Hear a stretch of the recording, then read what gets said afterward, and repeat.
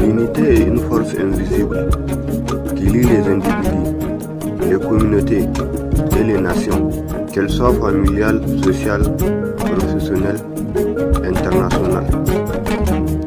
L'unité joue un rôle essentiel dans la réalisation d'objectifs communs, tout comme dans la résolution des défis.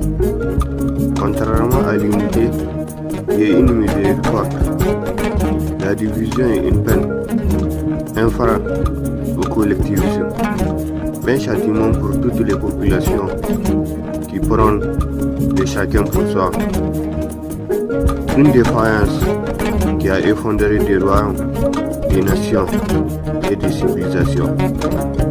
L'unité est la seule issue des secours, la seule lumière que l'humanité a beaucoup de mal à percevoir, car le racisme, le régionalisme, l'ethnocentrisme et le gémophotisme sont des doctrines que beaucoup d'entre nous adorent parce qu'ils ne croient plus à la nécessité de l'homme de vivre digne et libre. Après tout, selon Maître Keating, le racisme fait partie intégrante de l'ADN des États-Unis d'Amérique, tandis que Joe Biden pense que l'esclavage est un péché originel des États-Unis d'Amérique, un poids mort dans la conscience d'un pays dit de la liberté, un instinct animal qui a toujours guidé la haine d'un pays dit de la liberté à travers des conquêtes déguisées, des ruses qui sont beaucoup plus criminelles que chrétiennes. D'ailleurs, l'Europe et les États-Unis d'Amérique n'ont jamais cru aux droits de l'homme et à la capacité des pays à exprimer un choix politique.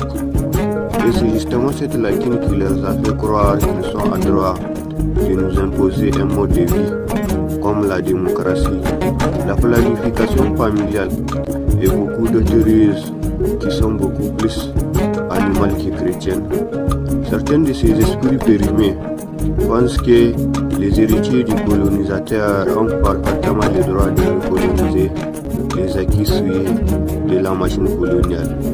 Je pense que les petits-fils du colonisateur ont parfaitement le droit de certifier les gâteaux de la conférence de Berlin. C'est un sujet qui est tellement brillant que certains suprémacistes blancs pensent que c'est le petit Macron qui a permis à l'Afrique francophone d'ouvrir les yeux, comme s'il a quelque chose à apprendre à l'Afrique. Comme si ce petit avorton est en mesure d'analyser clairement les failles du système érigé par le général de Gaulle. Comme s'ils ne sont